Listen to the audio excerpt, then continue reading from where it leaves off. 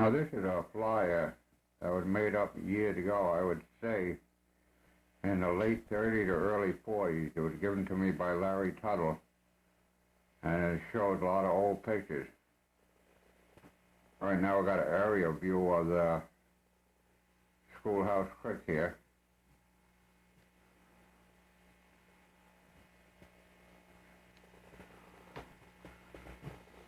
Now we'll zoom in on it a little bit.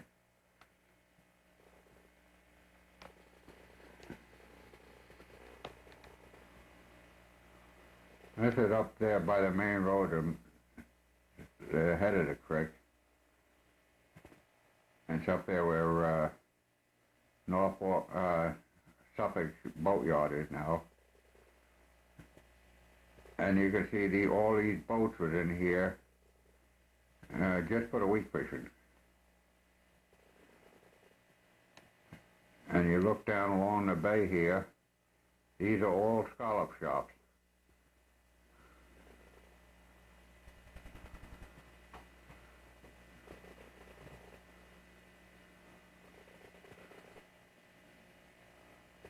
Well, there was a big business and everybody had a scallop shop.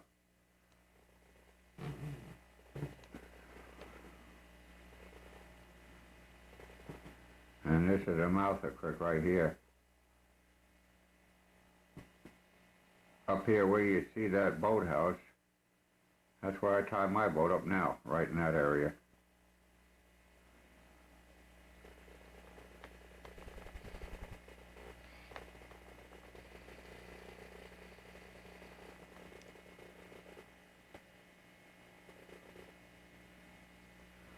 But you can see every dock is taken, and it was a big business, week fishing.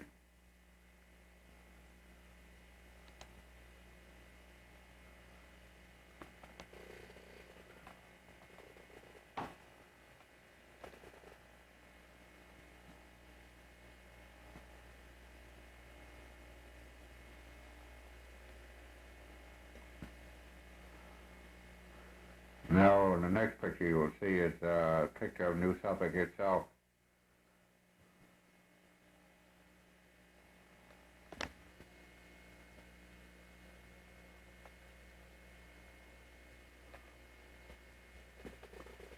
Now, this is an aerial view of New Suffolk.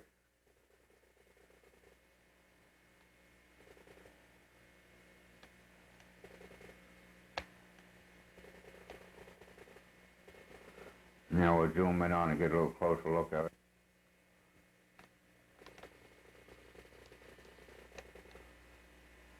Now this is the oyster breakwater down there.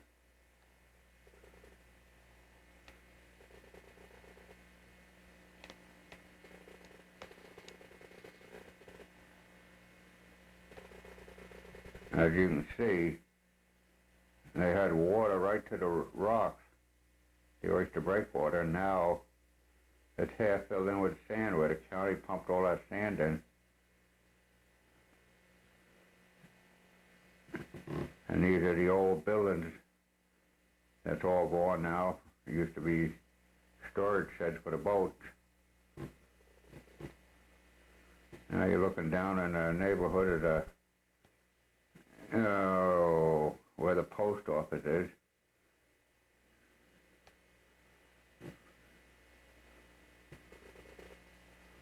I'm going up along shore. Capt Marty's fishing station right there now.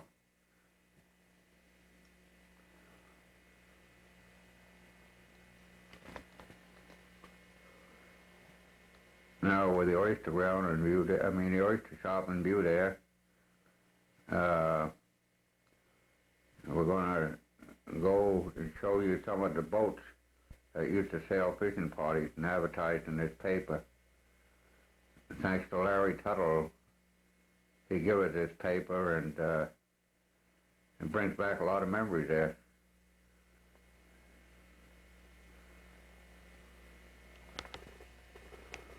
Now we're going to start with a boat, the Eleanor, owned by Ted Wamback. He used to live up down Camp Mineola there in Mattatuck.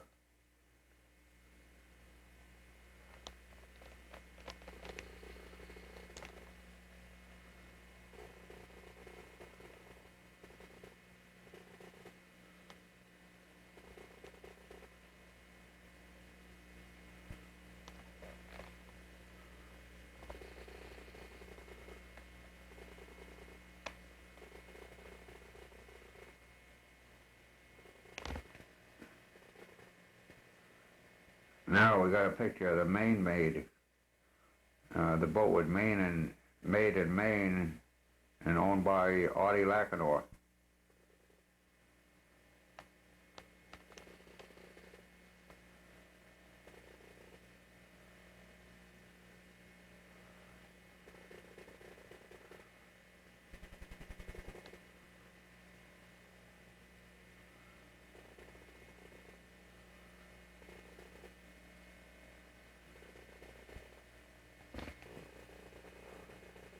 Now this is George Howard's boat, the Miss Peconic. George Howard used to live where John Victoria lives now.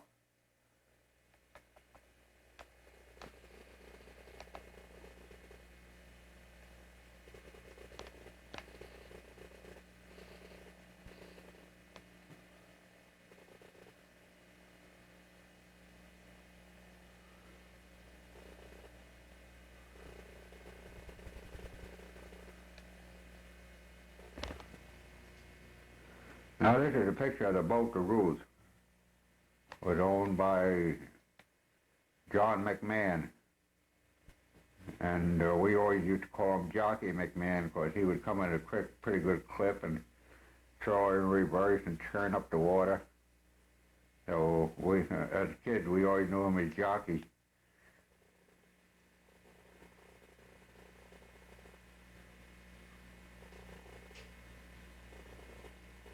Not only were the local people here, but we used to get a bunch of boats from Freeport, Bayshore, Lindenhurst, all come in just to sail weakfish parties. And if I remember right, they used to get $20 for the day. I think the weekend was $25.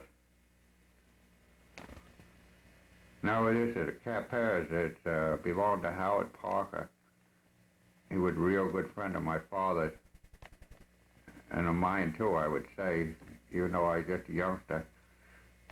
I can remember he used to come up to the house and bring ice cream all the time to us.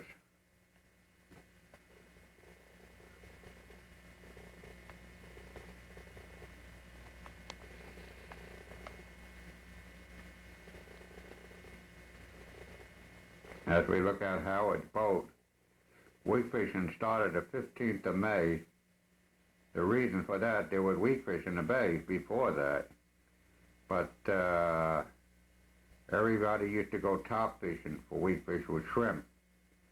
And you couldn't catch shrimp until the 15th of May. That's why the weak fishing started the 15th of May.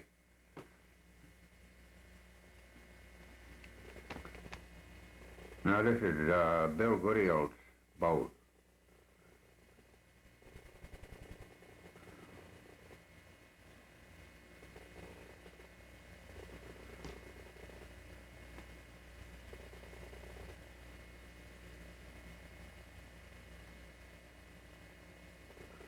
When all these weakfish parties were out, the bay was loaded with blowfish.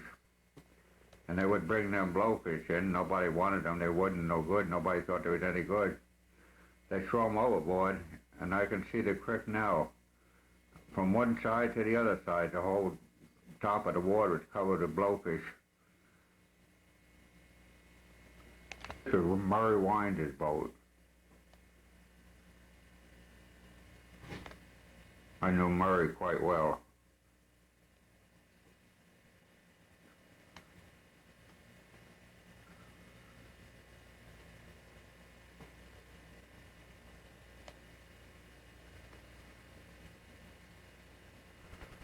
Now we're going through all the boats. Now we're going to do the advertisement in the paper.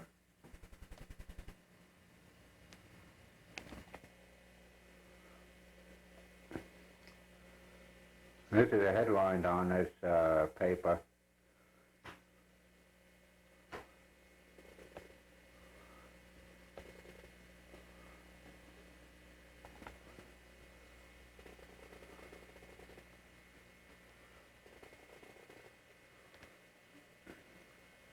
And now we're getting to some of the people that advertise in the paper.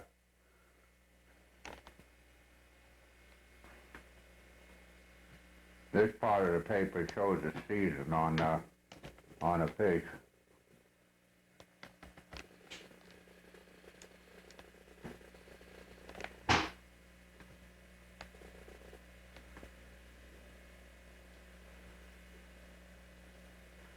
Not only did they have the fishing party boats here, but there was a rowboat station down the end of the street called Johnson Thorpe's. And if I remember right, they had 75 rowboats. And a lot of them used to go out at night. Night fishing was great. And then about 1945, another fishing station come in, Captain Jim's. Todd Pugsley opened it up for his son Jimmy when he got out of service.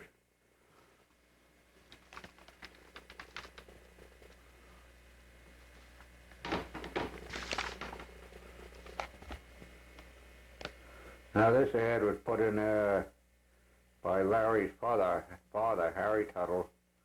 He used to book the fishing parties and sell bait and down at the end of the creek there.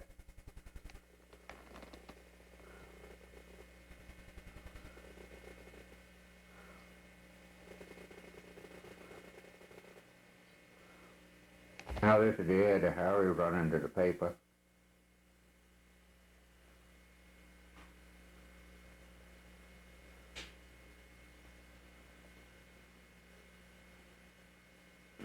The boats would usually go out and get, I would say 150, 200 weak fish a day. And Harry had, he booked the fishing parties, sold bait, but there was a place downtown called Johnson's Store that did most of the business on that booking part.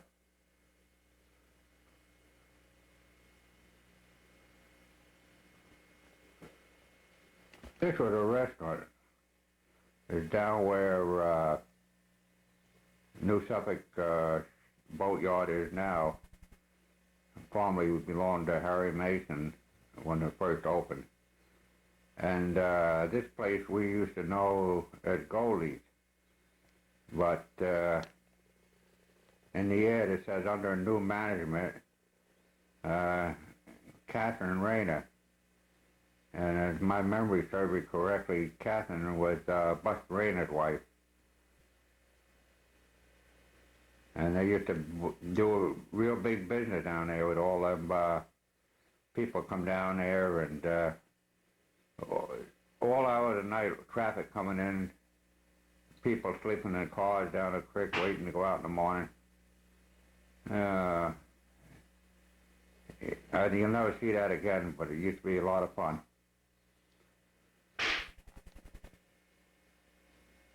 Now this was Lacola's liquor store.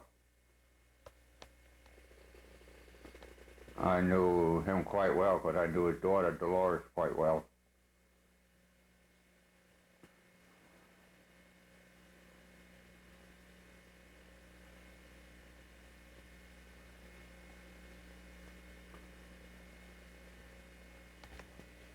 Now this is the bank in Cutchogue, which is now known as Norfolk Bank.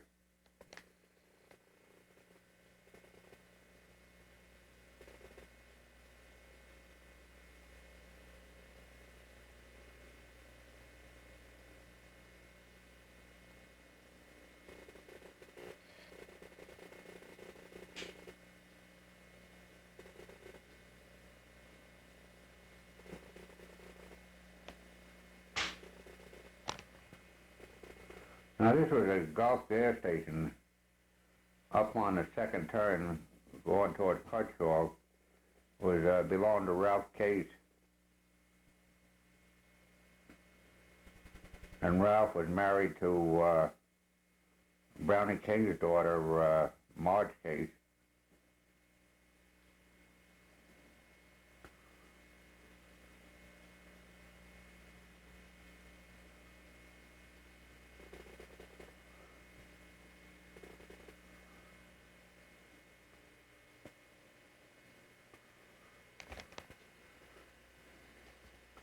Now this was Mason's boatyard, which is now New Suffolk boatyard. And you couldn't ask for two nicer guys, Harry and Bill Mason, they run it. Also, Bill Mason, he was manager of Raydell Oyster Company. And Bill, he liked to cut up a little bit once in a while. I can remember one time a guy got a brand new car, and Bill come out of the office and cut a pillar open and shook feathers all in that brand new car.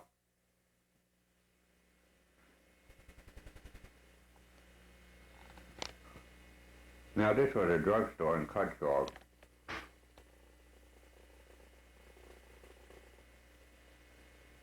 Terps is there now, but Chroma there a good many years.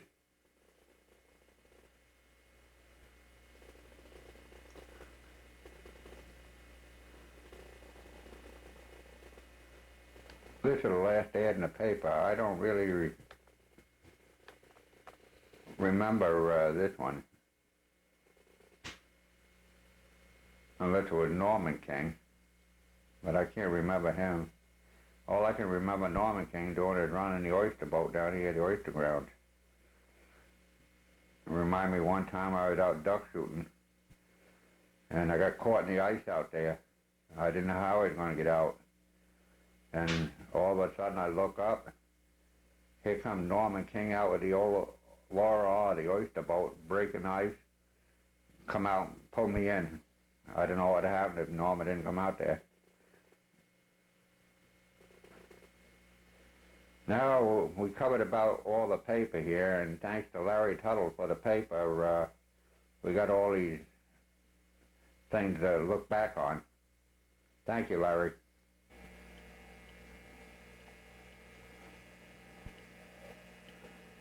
Now, this is a start of a tape on Schoolhouse Creek.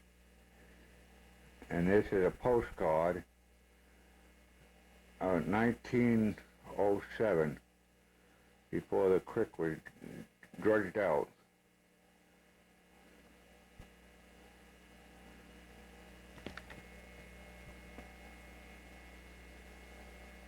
I don't know when they did dredge the creek out. I think it was in the early 30s.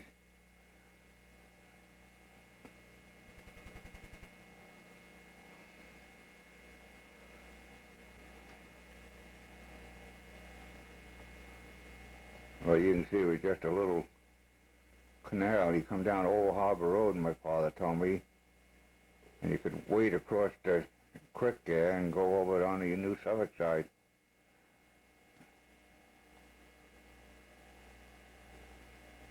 Now we're getting into some more postcards.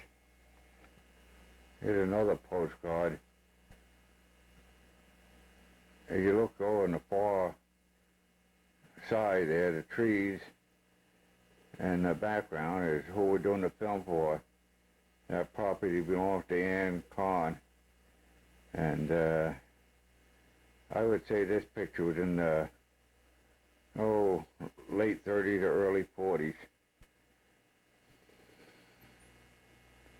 Down a creek.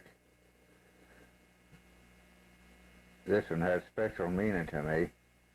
This had to be in the 50s, early 50s. And this boat here, we'll focus in on it. That was my old boat. We used to call it a banana boat because it's shaped like a banana. It had a one-cylinder Briggs & Stratton engine in it. But this had to be in the early 50s too. This first boat, this white boat tied up to the dock here, that belonged to a good friend of mine, Myron Young.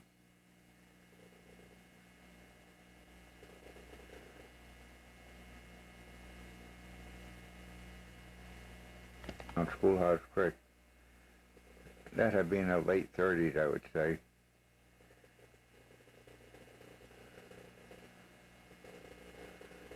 And the land across the creek, the woodland there, that's Ann Kahn's place now.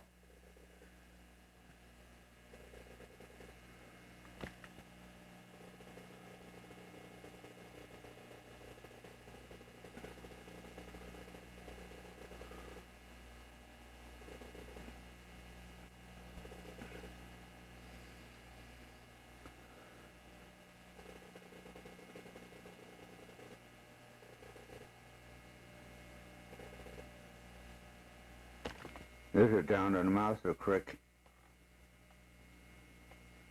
And the boat you see on the bank there, that belonged to my grandfather. That was the old Hill de May. He built it himself. You look down the left-hand side here, you'll see all the scallop shops. And on the right-hand side, that strip of land, that belongs to Ann Conran right now. And picture Schoolhouse Creek in the late 30s.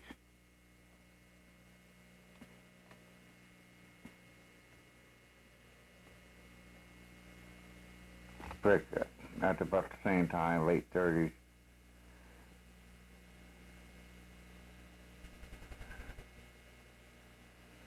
These are all postcards.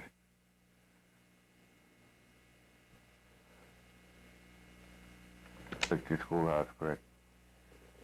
About 30s. And the land you see in the background is Ann's land.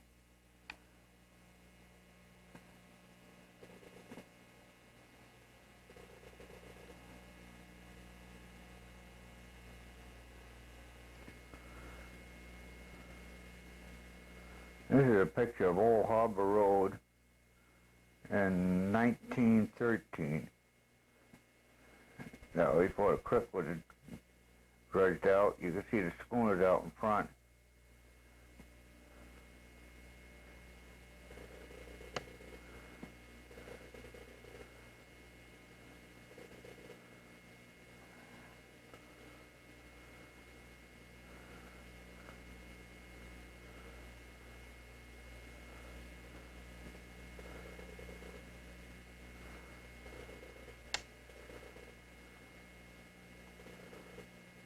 Quite a different now. This is a bill made out to Fritz Kahn from Mason's Boatyard. And Fritz gave this to my sister. Of course, she liked to collect the whole thing. This is taken in 1946 when fishing was a big thing here. Every dock is empty because every boat is out fishing. You can see the cars lined up there. And at that time, 46, everything was busy. Picture 2 was 1946. And this is right across the creek from Ann Kahn's place.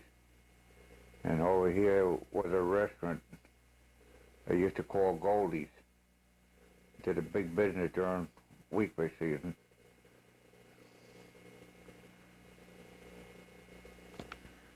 Now, this is down the creek right across from Ann and my sister and Josephine Krakowski ice skating, Edna Foster's barn in the background.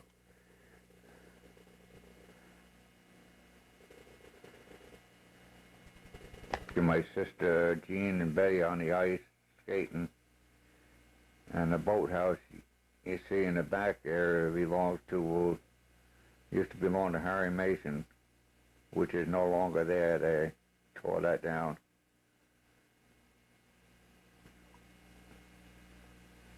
My father's boat, the old Amanda.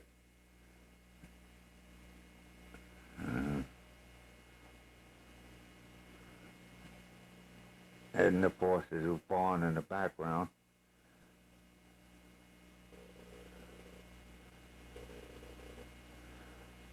To the old Murphy. She came ashore in a storm, so they tell me, and went to pieces there. When I was about 14, I got a whole gang of oysters out there.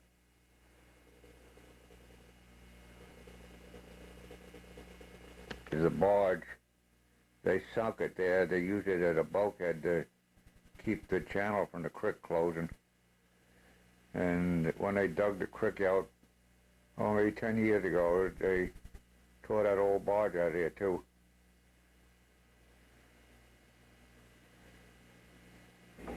Now, these are the picture of the old scallop shops down there at the entrance to Schoolhouse Creek.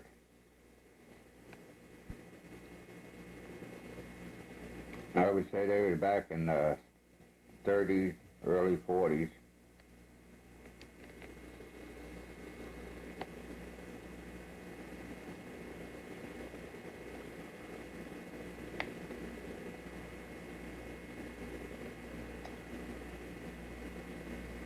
But these baymen had a scallop shop of their own, and they would bring the boats right in and unload right there in the scallop shop instead of lugging the bags.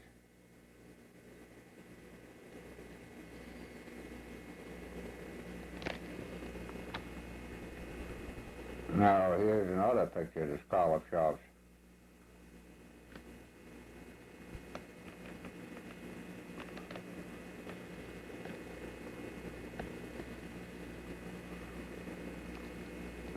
According to the article here, there were 13 of them.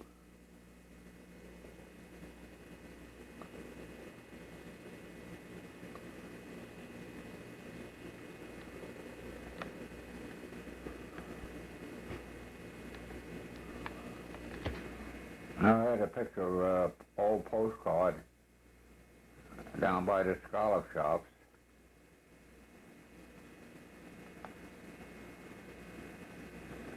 That had to be in the late 40s or, late 30s or early 40s.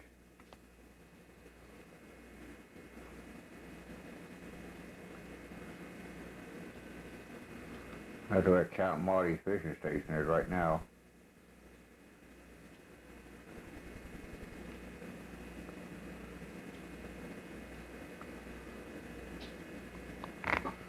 Now there's an old postcard taken down by the post office. That's where the submarine base used to be.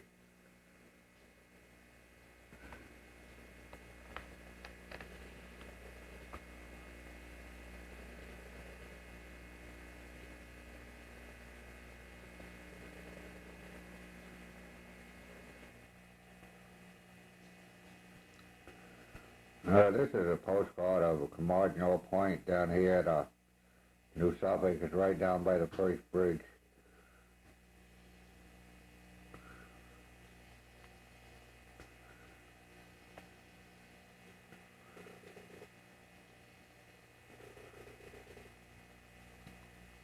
That building you're looking at now is actually a little island. There's a little wooden bridge goes across it. That's the Camargo Point Clubhouse.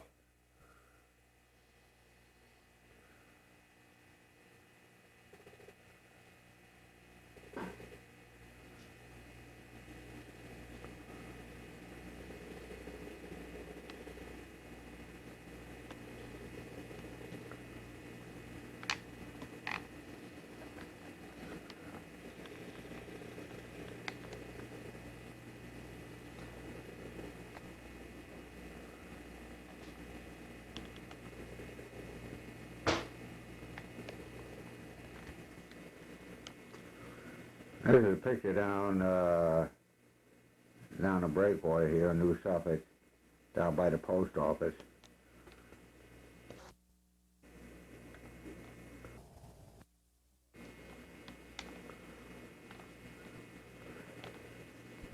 I don't know how old the postcard is, but it's got to be quite old.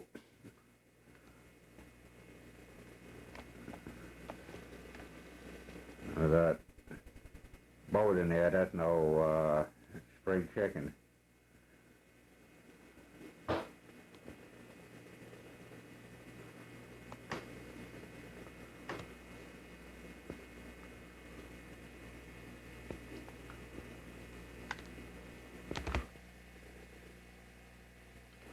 This is a picture of the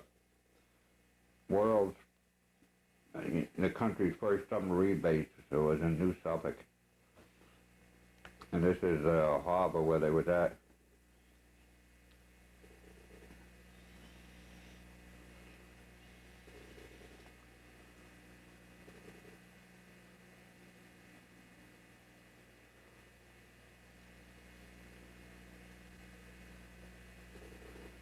This was in 1900.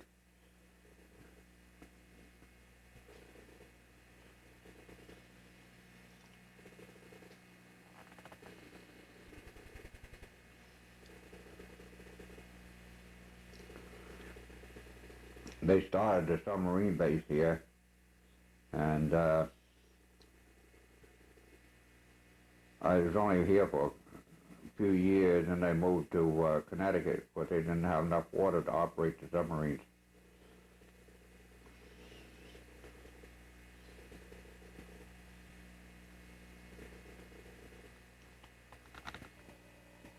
This was the first submarine in New Suffolk, the USS Holland, in 1903.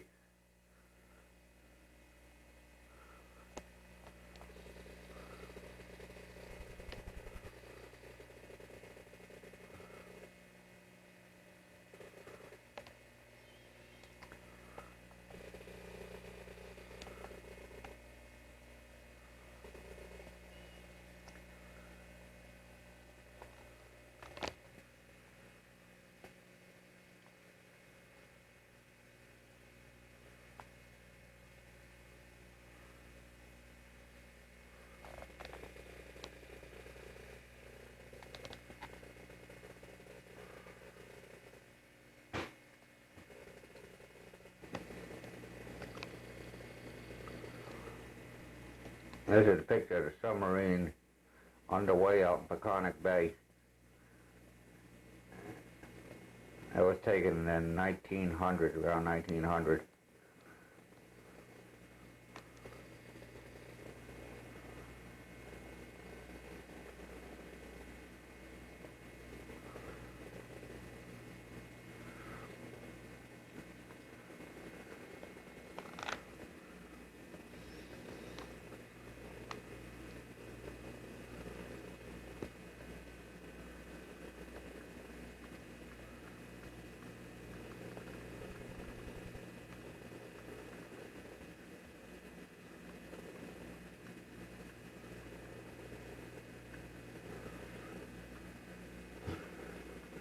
The submarine base, as I said before, moved to New London, but they didn't have enough water here, and now it's known as an electric boat company.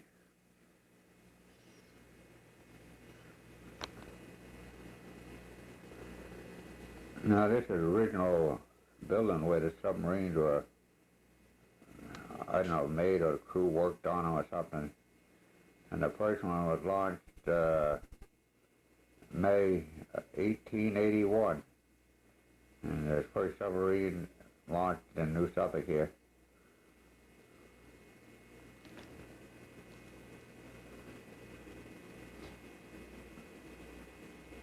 This was known as Holland Torpedo Company, and a guy by the name J.P. Holland developed this.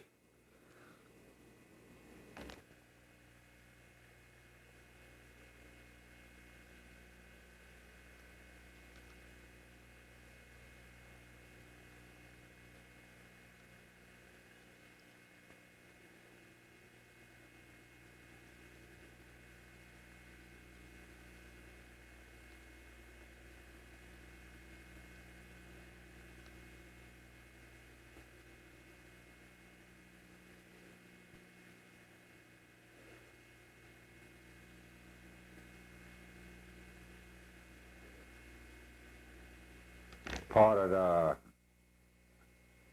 submarine base at one time, I believe, and these buildings are no more that there.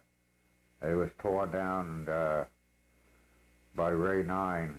Oh, my guess would be probably 1987 or so.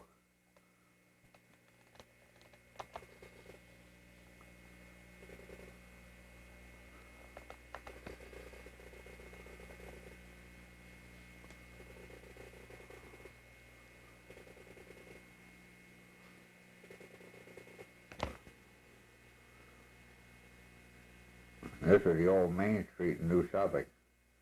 No telling where that was done.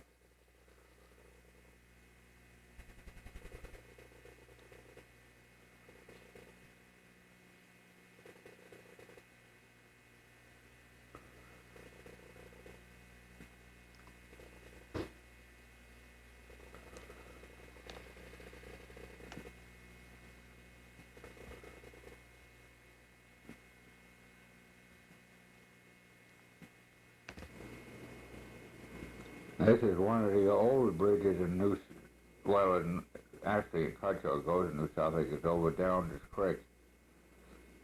And these bridges was built years and years ago by Harry Tuthill. There were three of them. We call them first, second, and third bridge. And they wanted to improve the roadways because these bridges, two cars couldn't pass on the bridge.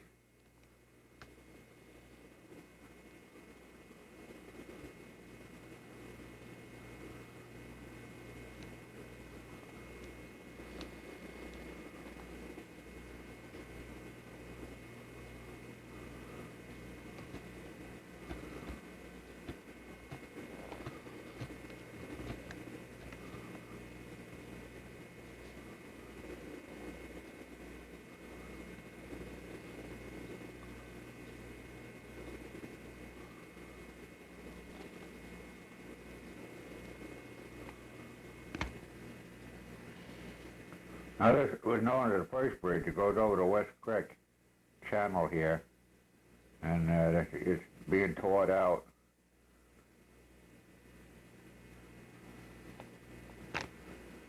This bridge was removed in September 1983,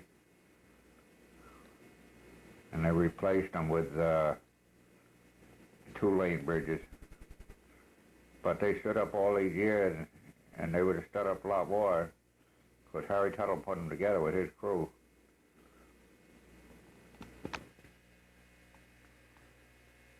Now this is a bridge that goes over the West Creek. This is the original bridge that Harry Tuthill built.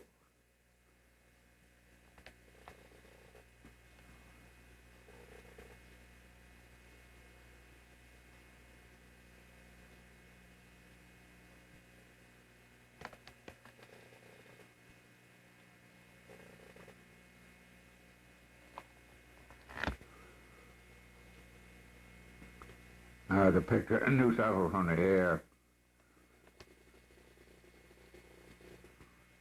That's where the first submarine base was.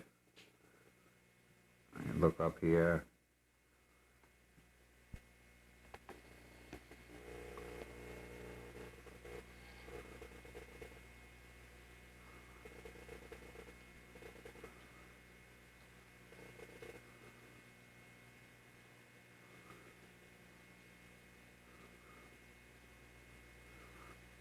The old buildings down by the boatyard, they're all gone now.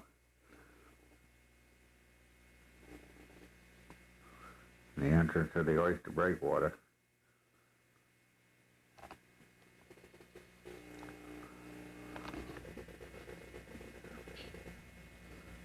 Ray 9 ripped down all these buildings. I can't quite remember when.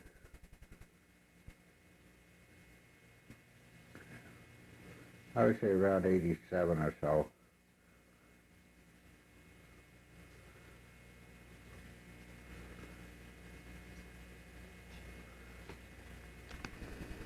Now we're getting pictures of some of the old houses here in New Suffolk. This house was Ed Forster's house. When he died, his daughter took it over, Edna Forster. And all the bricks for the cellar was made on Robbins Island. I don't know exactly how old the house is, but it must have been back in the 1800s when the bricks were made on Robbins Island.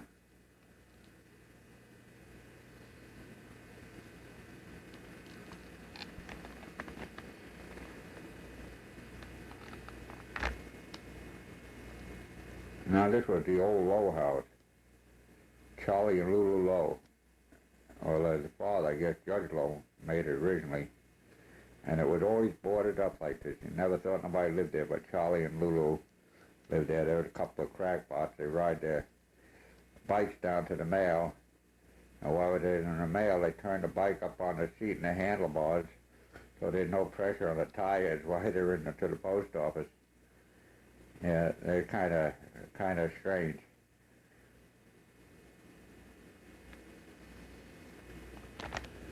Now this was a real Ritchie house. This was a old Hathaway house, and that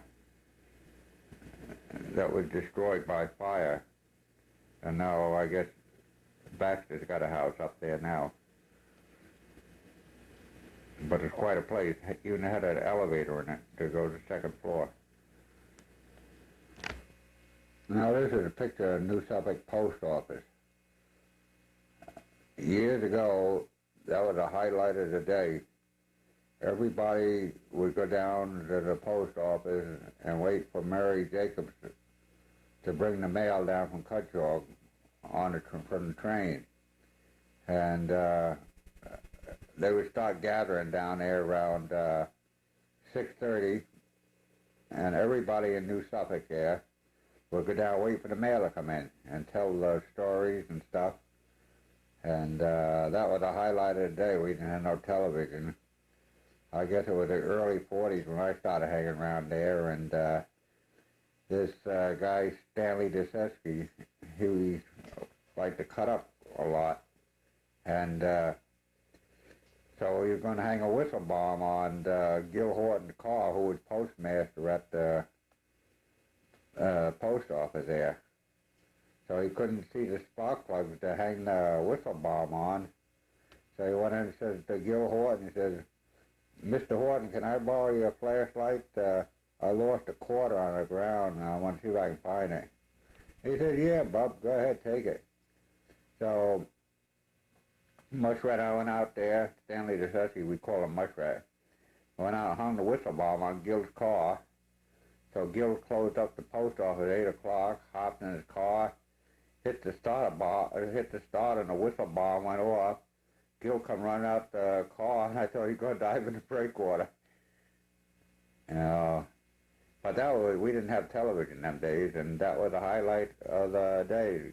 Everybody be 5 submarines that was in New Suffolk. And the reason I'm bringing it out, you can't make out the faces, but one of the women in this picture is Edna Forster.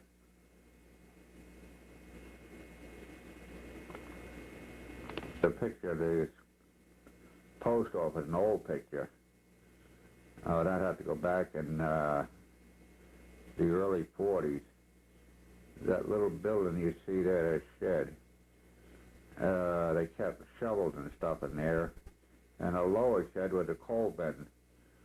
And people would come down and get coal in buckets, and they weigh it in that shed there and take it home. And we swing up here, that big house on the corner, the Horton family used to live in there. And now the house is all ripped down, and it's just an open lot where they store boats now. But after that house was ripped down, there was ice cream parlor put on that corner. And then eventually they moved the ice cream parlor across the street and made a bungalow out of it.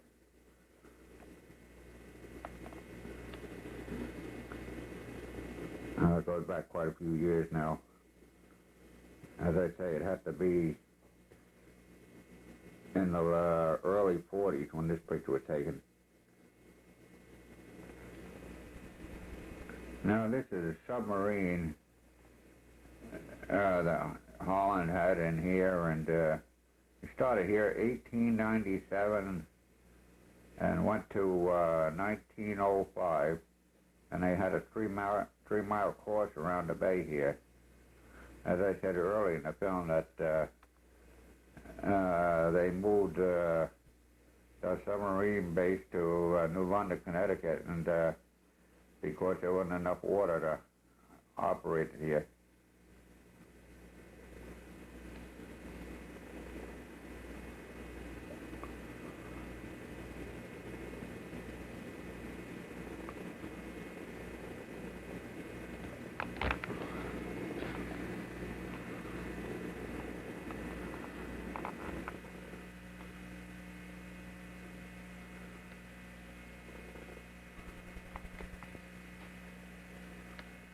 Now this is a picture of the old island boat, and it had a name. The name was Iona. It was never on a boat, but that was the name of her, and she was originally a sailboat, and she had quarter-inch copper plate on it, the whole bottom, to cut ice to go across the island. And Mr. Mackey wanted to put it in a museum. But the museum, of course, says it's cost too much money to fix it up, and they didn't have a true history on the boat. So the boat ended up going to the dump, and we had the steering wheel off the old island boat here, hanging on the wall along with the running lights.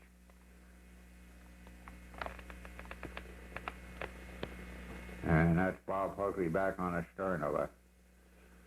And this picture was given to me by Jimmy Pugsley, who was born on Robbins Island, and Bob Pugsley's nephew.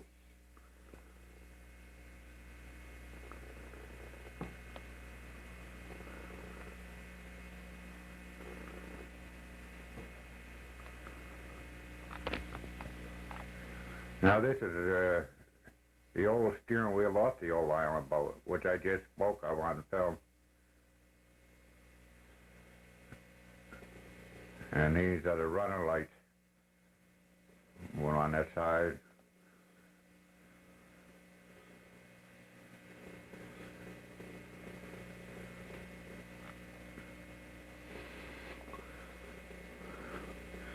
A picture of the scallop shop down here in New Suffolk in 1914. This is out of a magazine about Suffolk County. According to the magazine here, it says New Suffolk was once named Robbins Island Neck, and it's 83 acres, and it was developed by Ira B. Tuthill.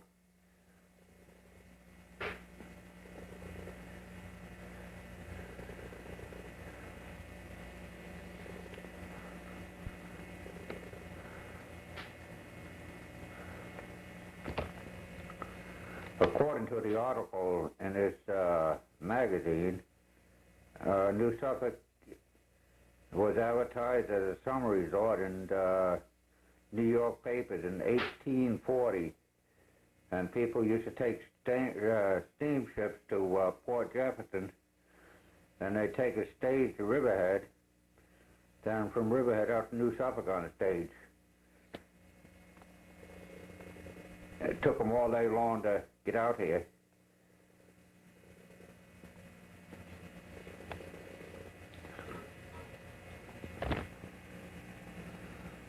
Now this is one of seven submarines that was tested out here in New Suffolk.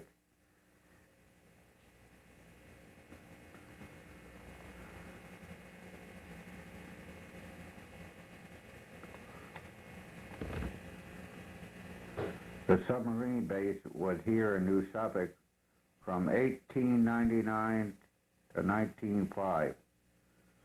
Then they moved to Connecticut because they didn't have enough water to test the submarines here.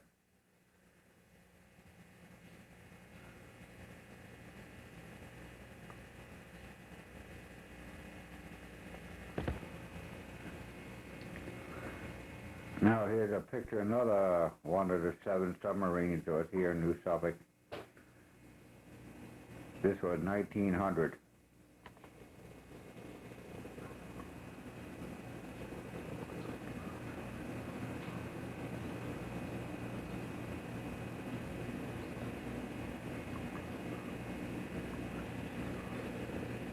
The fellow that made the submarines was John Holland.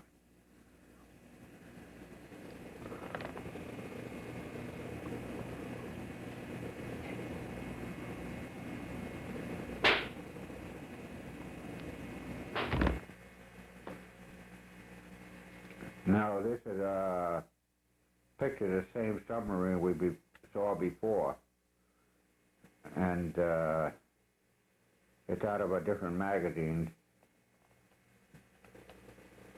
but they're both the same.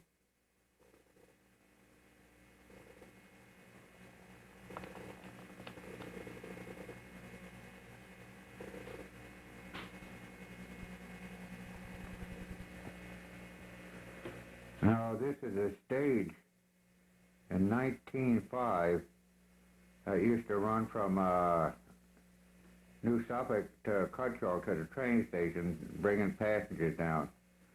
And the owner of the stage was Fred Grapple and Howard Tuthill. And Fred Grapple was a nice guy, but he was kind of on a tight side. He'd love to go fishing. So he went out fishing one day and came out with a bunch of fish. So he went over and asked his neighbor Sadie Acker if she would like a fish. And Sadie said, yeah, I'd like to have one. So Fred gave her the fish. Next day, Sadie Acker got a bill for 50 cents for the fish. But this was a transportation, as I say, from the train station down to New Suffolk, and I guess they used it to run around different other places too.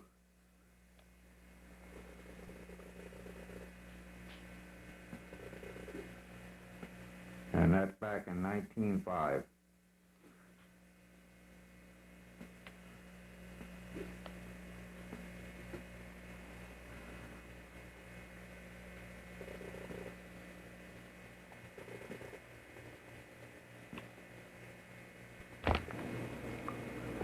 Now this is, when I was growing up, was known as Fanning's Farm.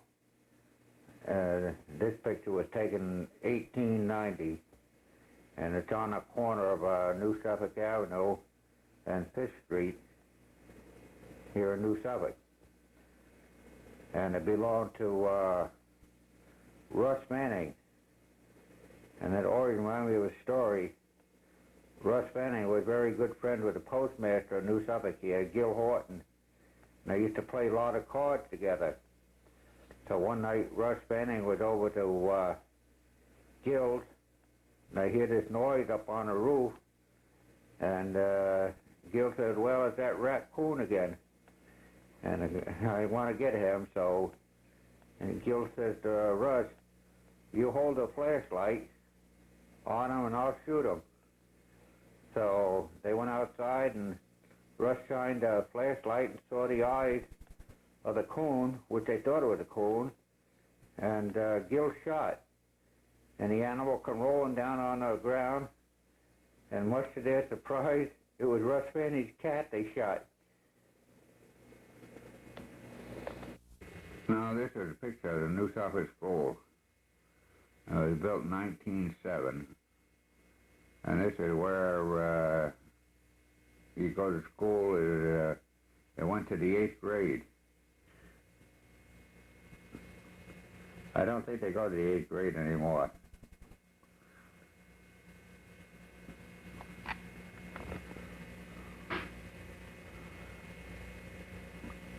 Now this is a picture of a Jeep that all the kids in New Suffolk went around and collected money or sold bonds or something. I forgot just what it was, in 1944. And they bought part of this Jeep, and they brought the Jeep down and had all the kids' picture taken there, you know, and the teachers there was Edna McDelty, Janet Hare, and Bessie Gagan. And I'll see if I can remember who some of the kids was in that.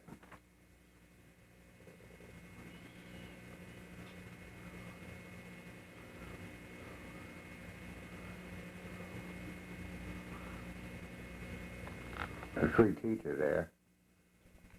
And Agnes Burkhart, Beatrice Sullivan, Janet Chapel, Tommy Goose, Dick Sullivan, Gene Tuttle, Cliff Chapel, Harold Lehman, Margie Kukoski, Jimmy Bowden, Jess Horton, and let's see, Adeline Sadowski, Benny Horton, Carl Lehman, Billy Bradnick, and Stacy Janowick, and Josephine Kukoski, Betty Wells, and Gene Tuttle, And even myself was in that picture there someplace.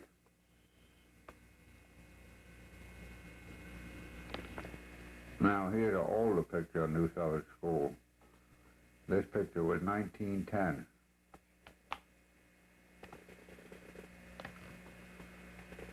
Hasn't changed any except the color. They painted it red.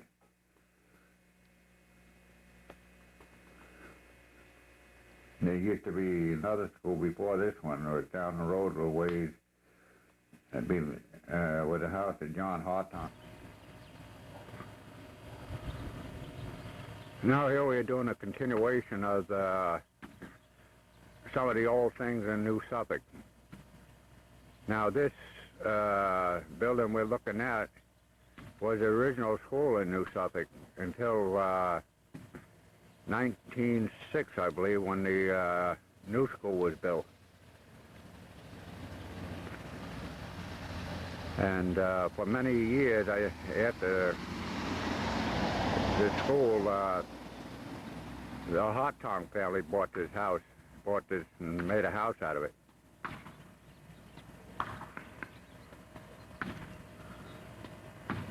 Today is February 25th, 1993, and about 3:45 in the afternoon, and Mary Ekster, her husband was a native of New Suffolk, but she wasn't, I don't think. Where'd you from, Mattituck, originally? From Mattituck, yes.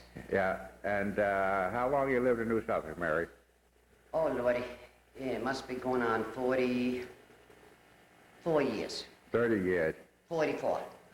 So, and how long you worked at the school? 31 years. That long, eh? Yes. and you've been driving a bus that long? Yes, I have. Yeah.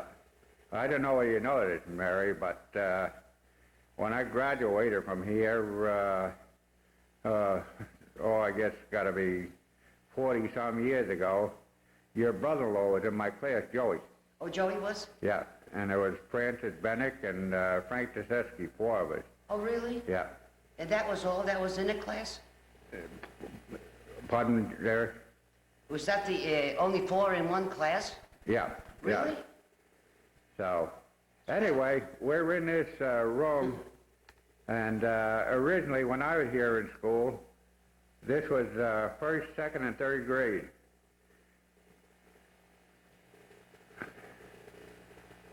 Now looking at the room here, you can see that by all the pictures and stuff, this is a lower grade here. This is, according to Mary, right now, this is kindergarten, 1st and 2nd grade. And when I was here was 1st grade and 2nd and 3rd. Then the next room was 4th, 5th, and 6th, and the final room is 7th and 8th.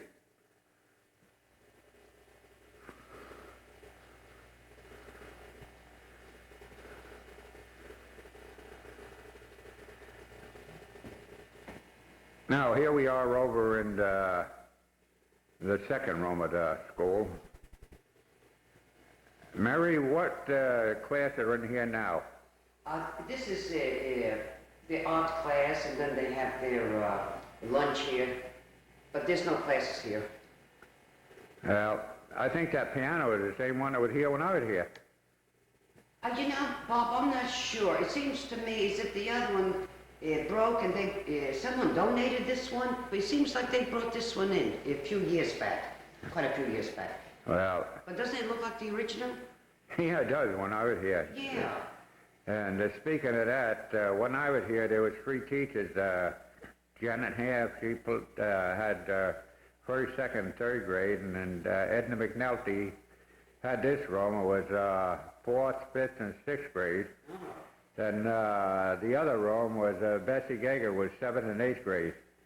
Where we're looking right now, there used to be a stage, and the school, the class used to put on plays. And this one day, they had Cal Grapple Force come down to put in into the play. So Cal, he'd like to cut up, and so he said he'd bring the horse down for the play. But what people didn't know, he gave the horse 4 boxes of X-Lax before he brought it into the play. But much to Cal's disappointment, nothing happened. So this hasn't changed too much, you know. The stage is gone, and it's funny, my memory go back that far. Now we'll take one more sweep around here. And Mary, is it just used for the art class or what? Well, the art class, and they have their lunch here, and then they have the padding there. I think they have their gym in here too. But this is where we used to, I guess twice a week, used to get together here, and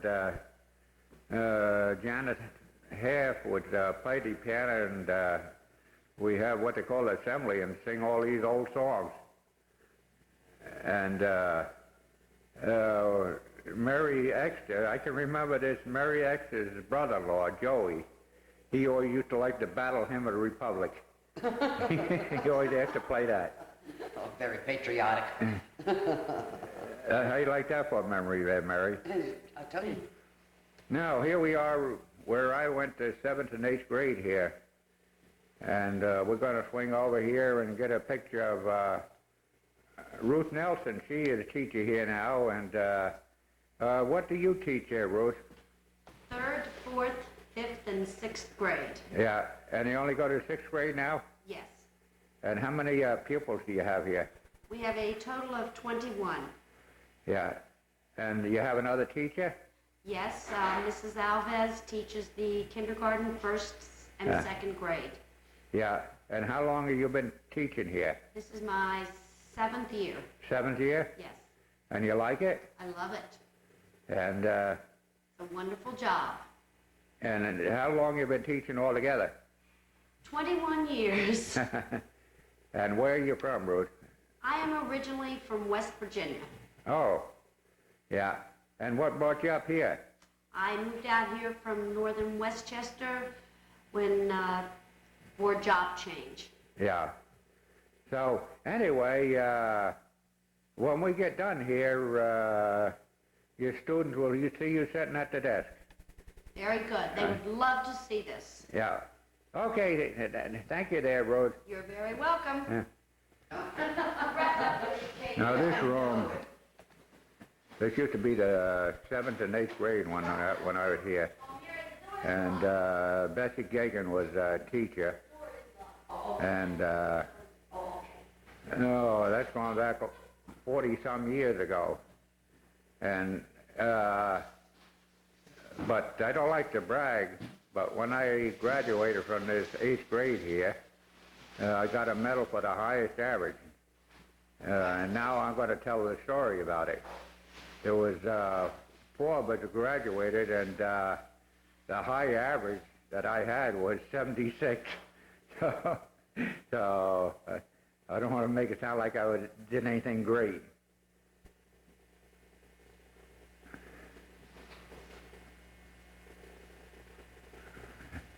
Yeah, the rooms haven't changed much, but we used to have desks all lined up in here, not at tables or anything like that.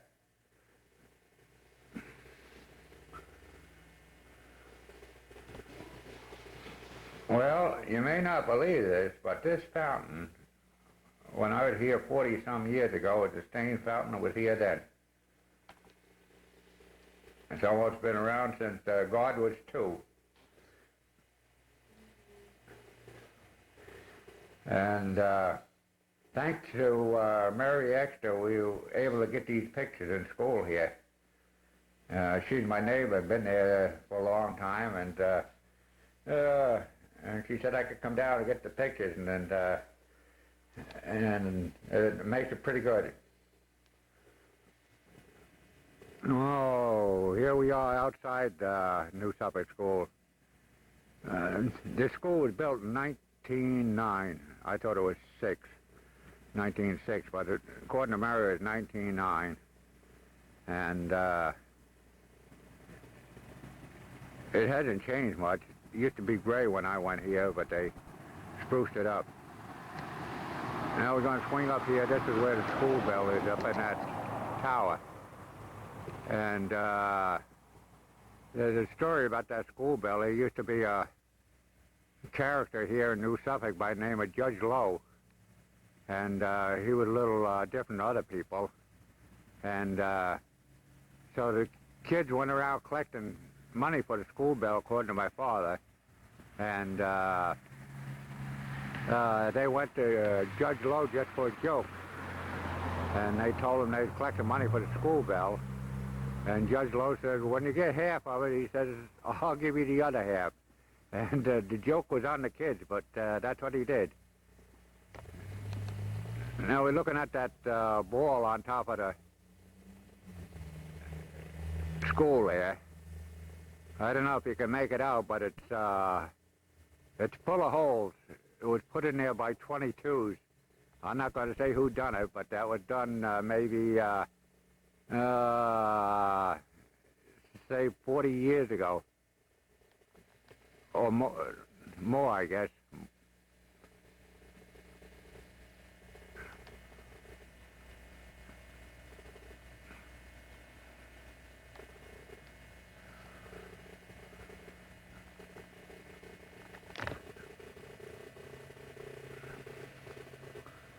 Now we're looking at a different angle at school. But when they start the school here early now in the mornings, we used to start at 9 o'clock and we had to go to 4 o'clock. I think they get out at 2:30 now. They start around 7, I think, something like that. I'll have to ask Mary when I get inside.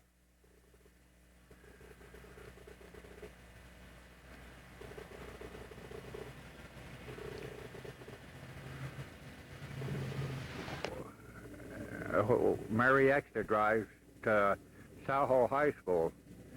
When they leave here, they go to Soho. And when I was at school here, this garage wasn't as long. It was maybe 8 feet shorter. Of course, the school bus we had in them days was a lot smaller. And I got to talk to Mary when I get inside, see how many school kids she takes to Soho now.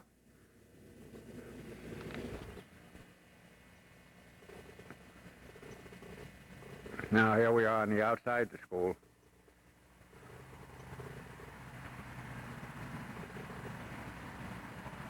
Now we'll go in and have a few more words with Mary. What would you like to know, Bob? Now, thanks to Mary, we got to look the school over. Now, she's been here for 31 years, and when I was going to school here, Mrs. Gooddale was janitor here. She was here for years, and that was Gertrude Harttown's mother. And she was a hard worker like Mary here. Mary got to school here nice and clean. And now, Mary, you drive the school bus every morning. How many trips do you make? Well, I make one to South Hole, and then I make one to Cutchogue West and North Fork Catholic School. That's 2 trips in the morning and 2 in the afternoon. And how many kids go to South Hole School? Oh, I would say we'll have about 13 kids, but 1 or 2 of those take a vehicle, so, you know, it depends. Yeah. So, they give you any trouble on the bus, or are they pretty good? I would say they're pretty good. Yeah. Okay then, Mary, thanks a lot for the help along the way here. And we'll let you get back to work. I've taken enough of your time. Okay. Here we are down at the school here. We're going to hear the bell ring. That's what we used to hear years ago. Got my neighbor Mary, she's holding onto the bell rope, and her granddaughter just rang it for me a couple times. And Mary, I don't know whether you know it or not, but that was one of the chores of the kids. They had to ring the bell. And they also had to wash the blackboards and go out and take the dust out of the erasers. The kids had to do all that work then. That's amazing, isn't it? Now you get stuck with it all. No, we have the bell ringers. Here's their list. They still ring the bell. It's considered an honor, and they have to check it when they do it. Oh. And they still have to do the erasers and clean the chalk trays. Oh, they do? They But they don't wash their desks. They don't wash the blackboards, though. They wash the desks, Yeah. they- She teaches kindergarten, first and second grade. grades, Right. And could you tell me what chores the kids have to do now? What chores? They have to clap the erasers. They are bell ringers. They have a pencil sharpener. One is in charge of the snack table. They have to take care of their own desks. Paper passer outers. They have to keep the display shelves Uh-huh. neat. We have a messenger who goes to the different teachers with messages. We have a leader who usually is a leader for about 2 weeks. And so every child has a chore, at least one. Well, I They didn't have think to they do. had chores anymore. Yeah, in this school, we still have chores. Okay, thanks for the information. You're welcome. They're all very good children. Now, this used to be the home of Bruno Urbanowski. And the reason we're taking a picture of this, according to my father, it was the first schoolhouse in New Suffolk, the original schoolhouse. And that's where the creek got its name, Schoolhouse Creek.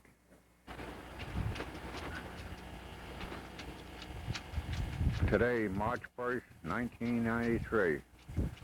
And we're taking a picture of what used to be the Galley Hole restaurant. And this originally was down on the town, where the town beach is now, was Mrs. Finch's restaurant. And a little bit later we'll go down there and take a picture where it used to be.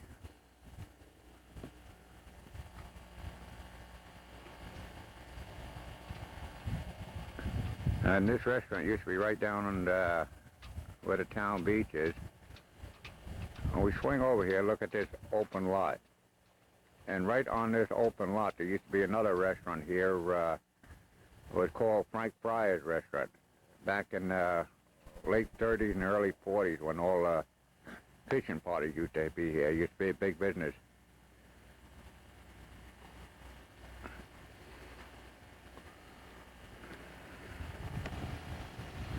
Now we're down at the town beach here, and well,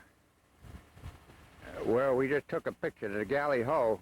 Originally, it was right here. It was Mrs. Finch Olson's restaurant, and then they moved it up to where it is now.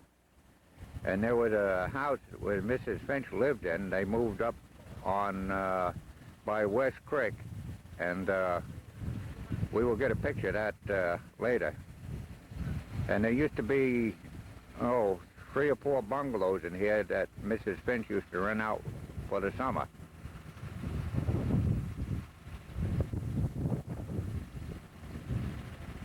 And I don't remember exactly when they moved that building, but it had to be in the, I guess, the 50s, early 50s. Town beach right here. And this used to be a robo station. Johnson Thorpe, Charlie Thorpe and Ben Johnson had it. And they had, I think, 100 rowboats when the fishing was good in the late 30s and early 40s. And they used to have boats go out at night, and they had a whole set of lights here. And to pull the boats up, they used to have a horse to pull the boats up. They didn't have jeeps some days, and the horse would pull the boats up. And that was one of the fishing stations that was in New Suffolk. And as we go around, we'll hit the other, the 3.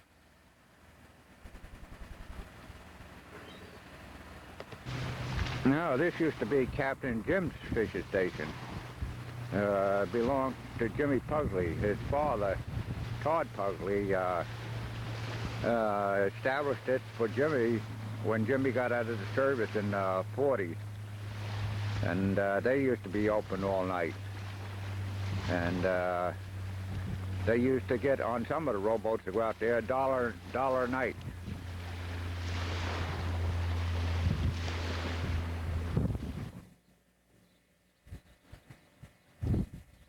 Now here was a fishing station called Captain Tom's. And he was a little different. He had inboard boats. He had 9-horse Wisconsin engine in them, and he had a sign out, "You drive." And I think he used to get $12 a day to get them out there. And then after Captain Tom went out of business, Al Wood and his wife Joan took over the business. Then after that, they couldn't make a go of it, and the business went out.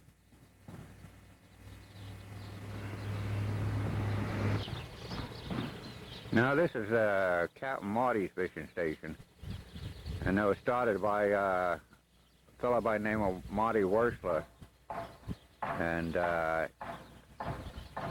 then it was bought out by Phil Laurie and his father, and as far as I know now, it's the only fishing station left out on this end of the Long Island. All the ones in South Hole went out of business.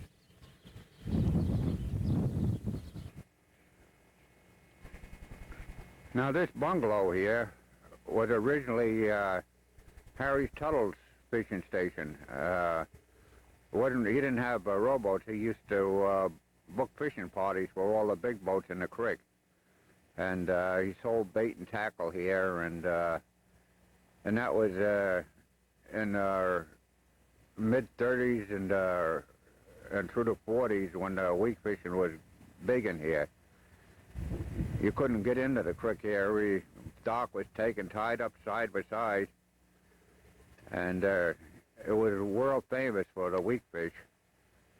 And they had such people come down as Babe Ruth used to come down once a year and go fishing out of here.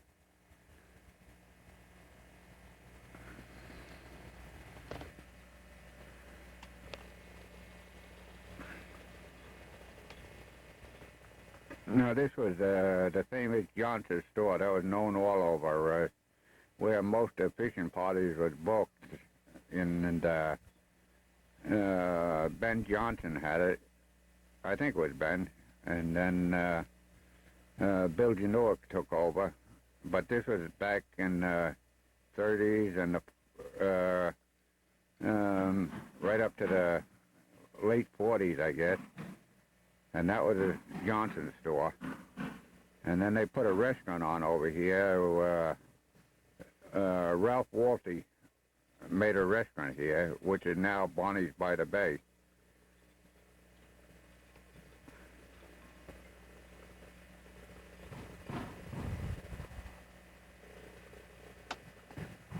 But things didn't start hopping here till 15th of May. That was officially when a weak fish opened, because they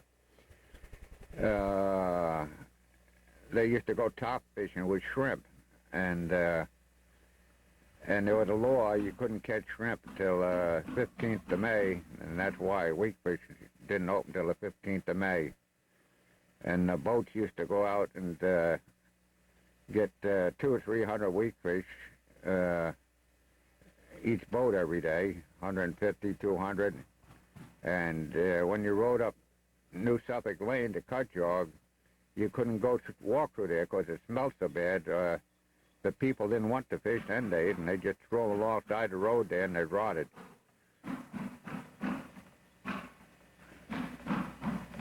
Here in the 30s, mid-30s and to the mid-40s, this is where John Case used to run a shrimp business.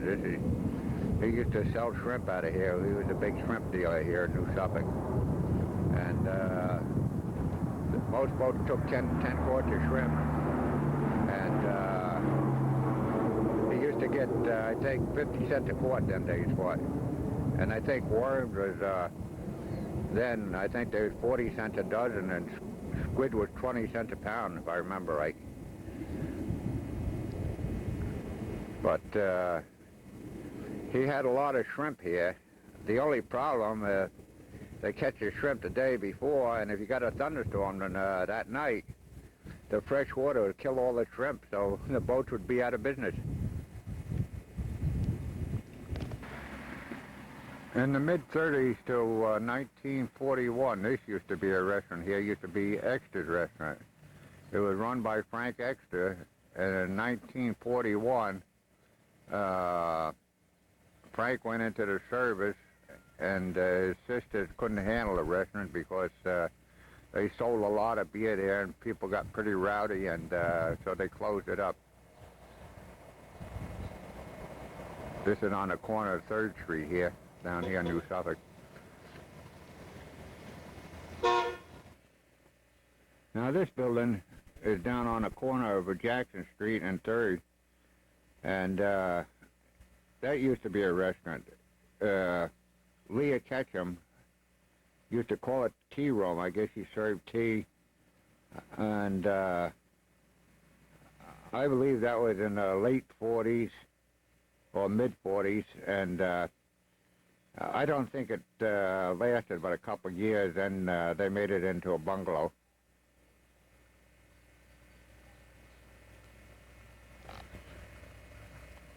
On this corner here, just a little ways up from the corner, used to be a general store run by George Webb. That was in the 30s, and there was also a liquor store connected with it,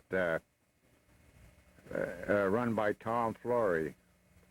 Tom was a good guy, but didn't cross his bow. He had neighbors live next to him, and he kept seeing his woodpile disappear. Then one day he went over to the neighbor and says, "You been taking my wood?" And the neighbor said no. So he went home, he bored out a log and put a stick of dynamite in a log. In the middle of the night, he heard this big explosion, and it blew the side of the house out and the stove up. And he went over there and he says, "You wasn't taking my wood, huh?"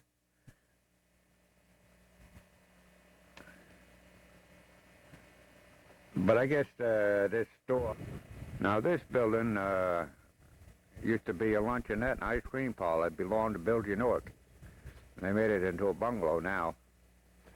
And we swing around here. And that luncheonette used to be right on this corner here. There used to be an old house here first, and they ripped that house down, and then they put this luncheonette in there. And I think it went 4 or 5 years, and that was it. Now, New Suffolk was famous for having the first submarine base.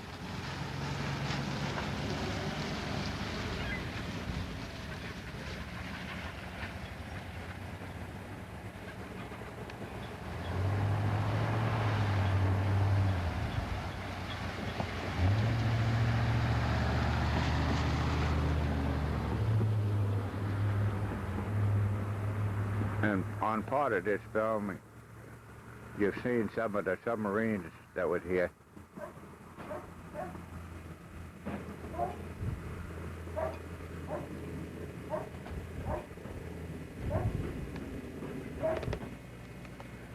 Now we're down at Schoolhouse Creek, down by New Suffolk shipyard here. And right where we're looking at these boats stacked in here, there used to be a restaurant here called Goldie's. And in the late 30s and the early 40s, it did a big business account of the weakfish. And matter of fact, it used to stay open 24 hours a day. And you couldn't park in here, there were so many cars.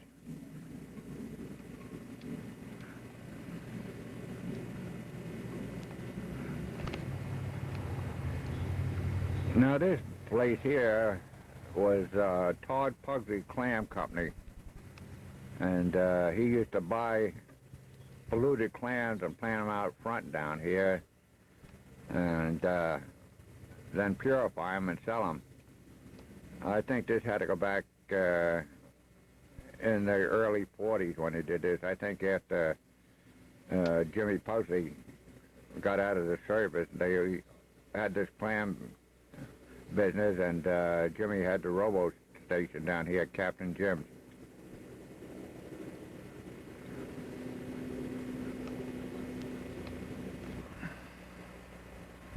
Now this is the home of Jack Delaney, and he was the other clam dealer in New Suffolk. And he had his clam garage down in the back here. I don't make it out too good. But when I was a youngster, we used to go rig clams, and he used to give us about 50 cents a tub for them. That was the big clams. The little ones, we got a lot more. But that's the way we used to make our money them days back in the early 40s, go clamming and go, all the fishing boats go along and pick up the bottles, got 2 cents a piece for the bottles. As I say, that was early 40s when we did that.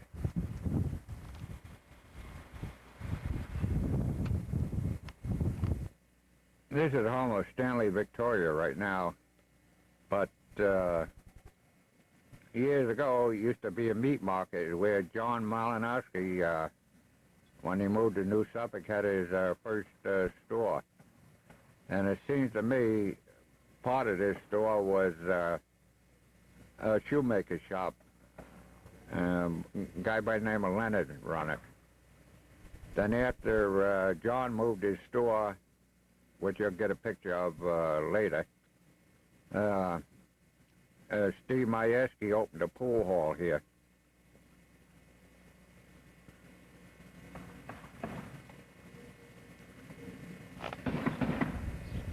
Now this is when John moved over to here.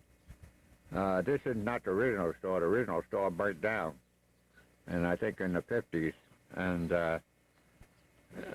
he not only had a store here, but he had an ice cream parlor here, and Gertrude Hot Tongue run it. And not only that, when John first moved here, he had a chicken farm in back of this store. He raised chickens and sold them. Kurt Horton's garage. He used to work on cars and boats, and he had gas pumps out here. And remind me of a story. There was this woman, we used to call her Cowboy Pump, because she was a hot rod. She didn't wait for nothing. And so she pulled up the crates here, and where she had a charge account. And she told the crate to fill it up. And before crate had it filled up, she yelled out the window, charged it, and took off and ripped the hose right out of the pump and dragged the hose down the road. I can hear Kurt now. He said he was mad enough to chew nails. Now this is New Suffolk Shipyard. And it was originally Bill and Harry Mason Shipyard. And in 1938 in a hurricane, it was completely destroyed. In part of this film, you'll see the remains from old newspaper clipping. Street looking across. Now this is Mrs. Finch boarding house. This is one of the popular places in New Suffolk back in the 40s. You used to have all the rooms rented out.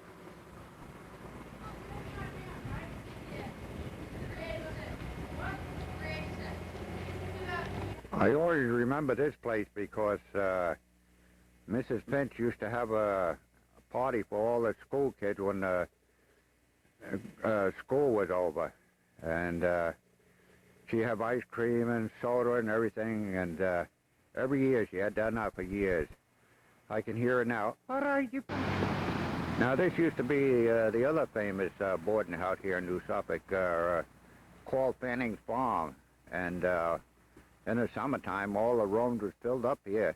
And same as Mrs. Finch's, people would come out here to stay. And it didn't cost them very much either to stay there. And in the film here, there's a story I told with this house here, and that picture was around 1907 when that picture of this place was then.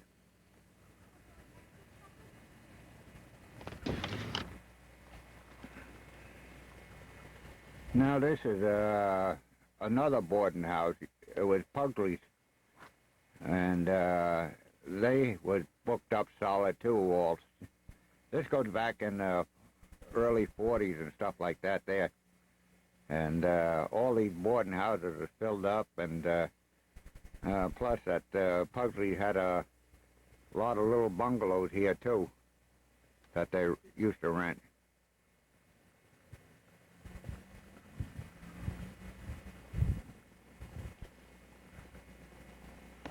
Yeah, Jimmy Pugsley's mother, she was a hard worker there, and they run a good place there, good food.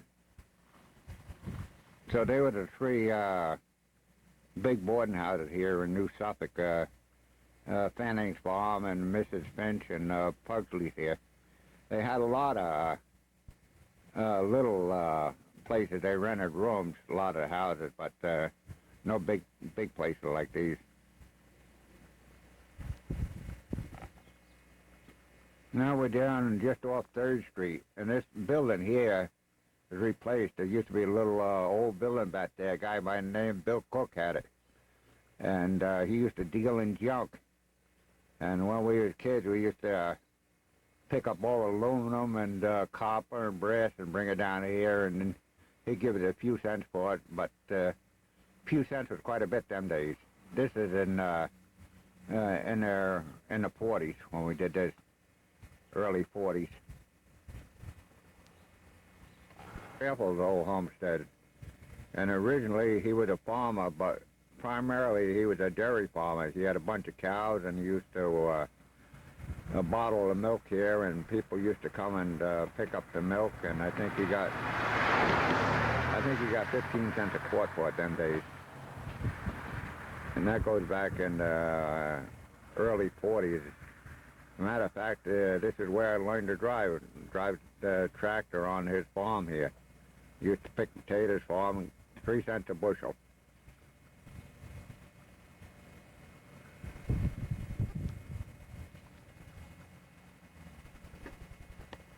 Now this is used to be Sadie Acker's house. I think it's the oldest house in New Suffolk. I won't be sure. I'm not sure of it, but I think it is. I think it was early 1700s when this was made.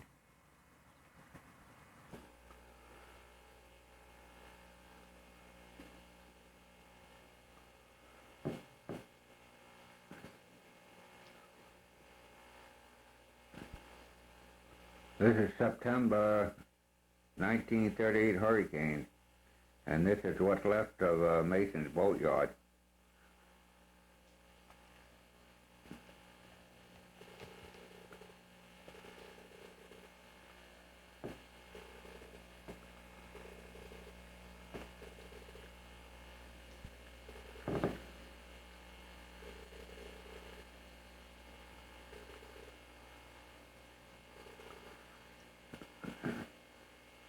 All that tin was flying around from that building during that wind, cutting up houses and everything else. I remember that.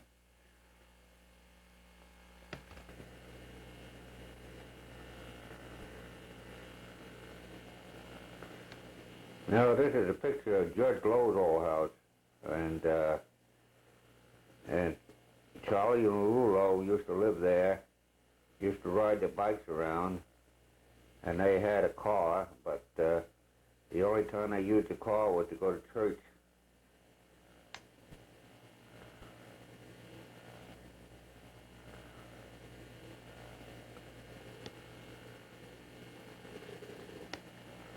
And this building, I think, was tore down in 1972.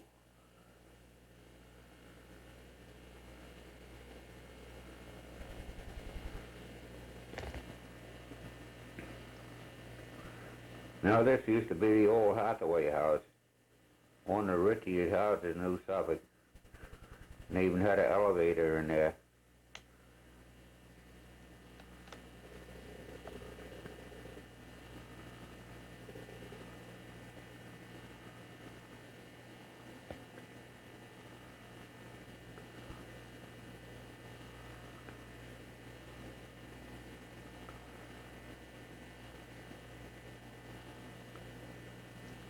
Now that's long gone now. You just saw the Hathaway house. This was their dock down in front of the house.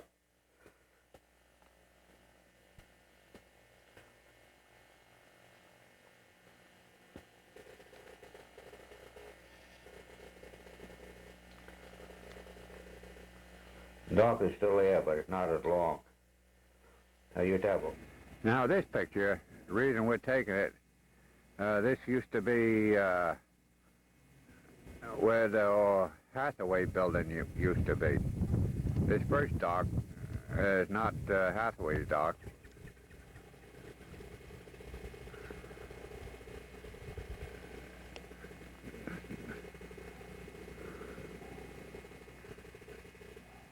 Down there where you see that signal on a pile of rocks, that's where the dock used to go out to.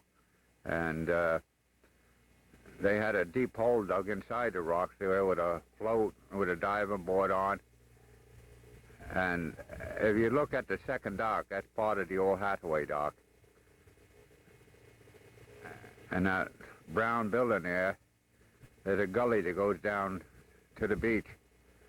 And Hathaway house used to be right up in there, and they got another new house up there.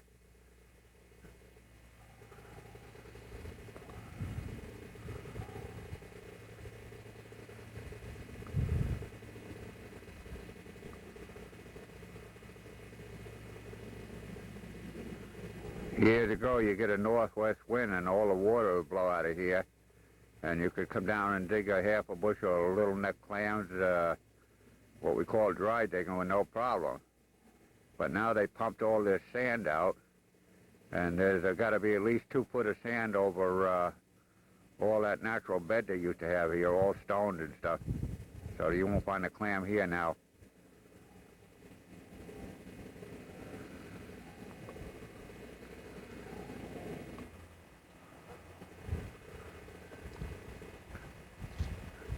Now, right about here, there was a little bungalow, belonged to Jack Block and Desler, and it was destroyed November 1950, and by a storm. And later on in the tape, you'll see a picture. There's the remainder of this bungalow up here on the beach, right around in here.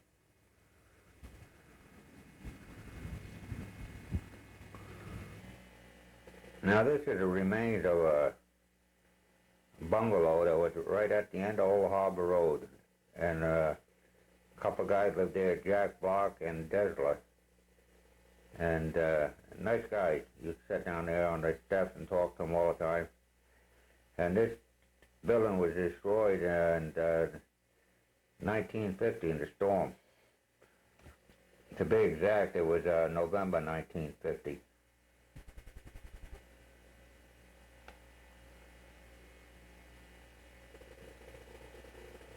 It was at the very end of Old Harbor Road.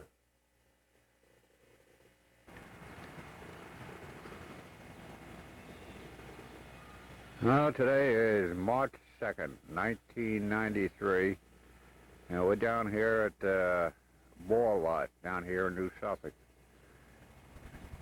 And they used to have many ball games here. New Suffolk had a town team here, and they played all the teams around, like Greenport, Mattatuck and stuff.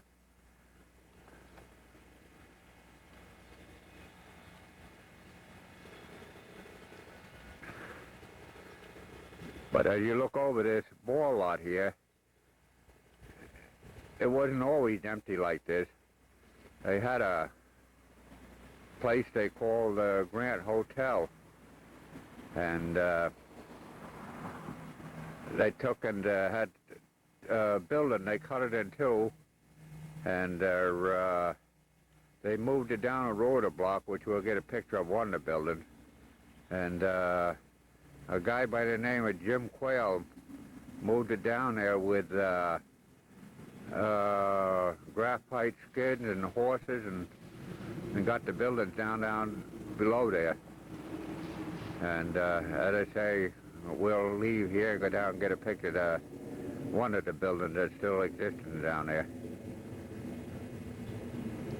Now we got a picture where John Malinowski used to have his chicken pen right over there when he was raising chickens. And then that was Helena Peconic house. And that's New Robin's house. That's one of the old houses in New Suffolk.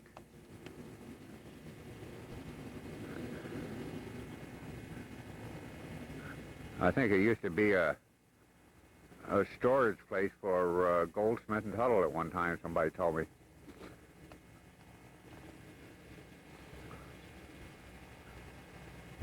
We'll head down and get a picture of them houses down there.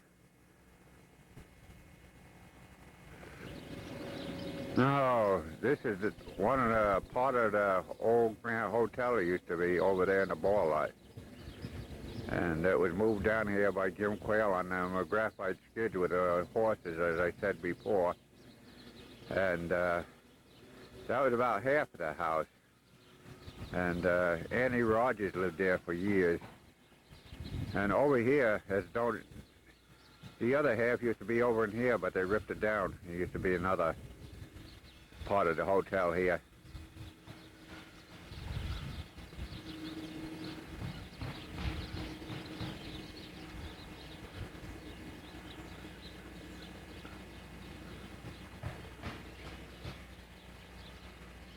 In the background is Gus Avon's house. He used to live there.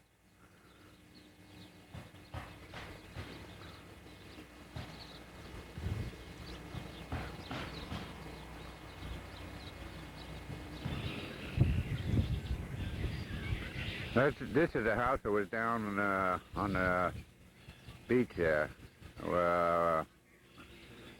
Mrs. Finch's house, and they moved it up here from the beach. And later on in this tape, you'll see aerial view of it sitting down there where the town beach is now. Now, this is where the old Raydell Oyster Company used to be. The building burned down maybe 10 years ago, and about a third of the people in New Suffolk worked here. As we swing around here, you can see how it's all filled in with the sand where they pumped sand in. And later on in this tape, you'll see an aerial view of it, how it looked when this sand wasn't in there, all deep water. And you'll see some pictures of the old oyster shop in this tape too.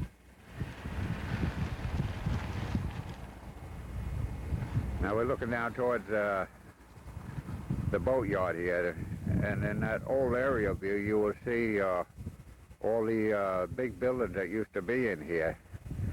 And I guess they were taking it down about, around 1980 or so.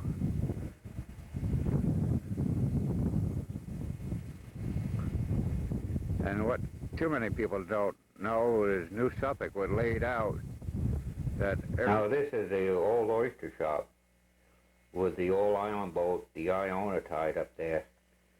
And this house, this oyster shop used to employ probably 1/3 of the people in New Suffolk when it was in operation.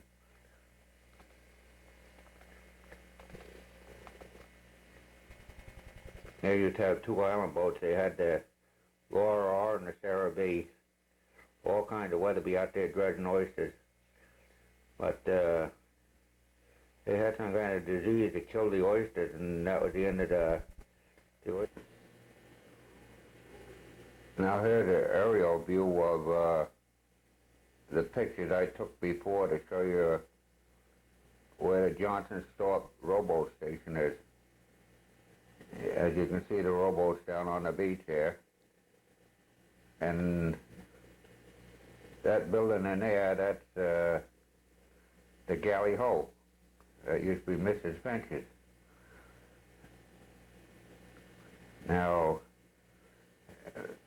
there's Mrs. Finch's home which is moved up by the West Creek. And that's the picture I took of the home there.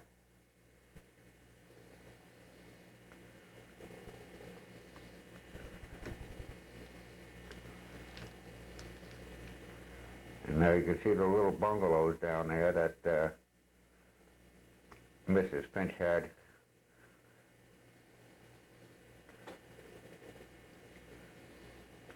Now they're the old buildings, the old down at the boatyard, and the post office over there.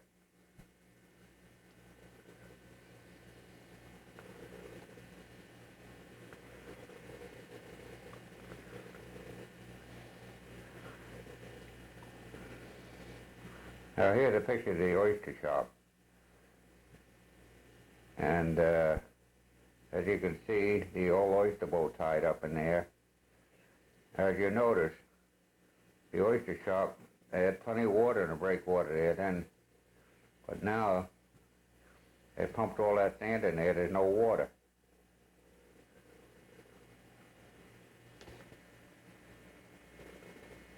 Now there's the ice cream parlor I spoke of before, of Billy Newark's, right on the corner there.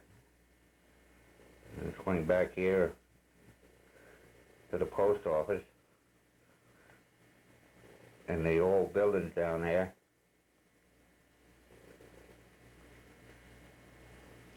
This had to be taken in about 1949 or so, I would think. And there's the galley hole right there.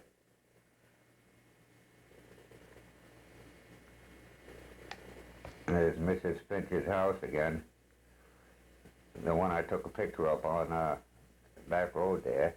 They moved that up there. And the galley hole again. And as you can see, there used to be a lot more rowboats then, and there used to be a row of lights up there for them to come in at night. So this had to be about 1950, I would think.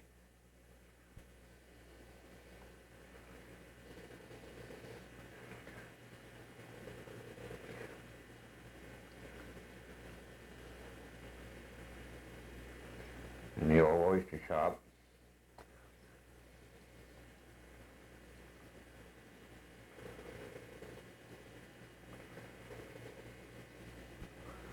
Now that'll give you an idea. Now this is another picture of the post office, Goldsmith and Tuthill, and a coal bin there with a small building, and the house, the big house in the background, was the Horton house. And if you can make it out, the house behind that was George Webb's store.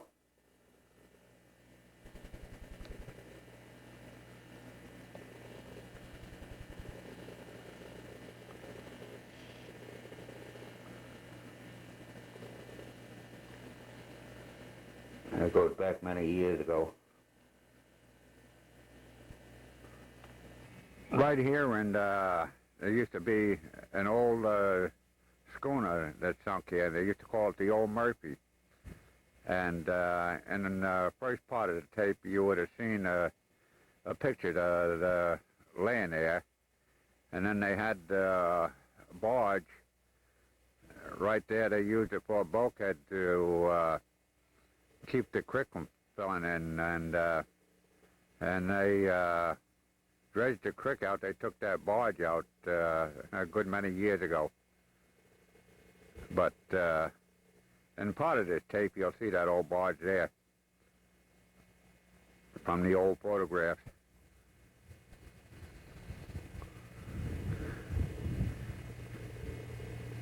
And before the creek was dug out here, it was just a little stream here. And my father said you could wade across. It was only up to your ankle at low tide. And then in about 1928, I think Larry Tuthill told me they dug that out. It took them 3 years to dig it out. And a guy by the name Vic Smolinski dug it out with a crane. And And they got one of the best shows.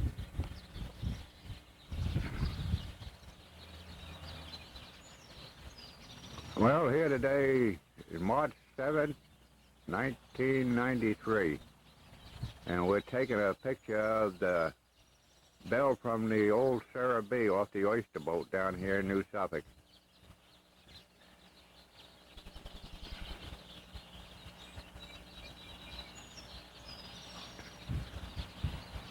And this is coming to the end of the film right now, and I want to thank my sister Jean for all the old postcards and old pictures of New Suffolk, and I want to thank Larry Tuthill for the flyer he gave me on schoolhouse tricking about in the late 30s and early 40s.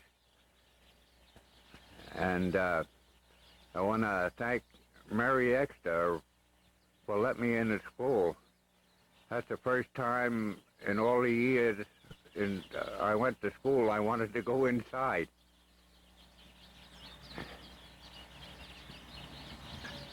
Now we're going to hear the bell ring and clang our way out of this film.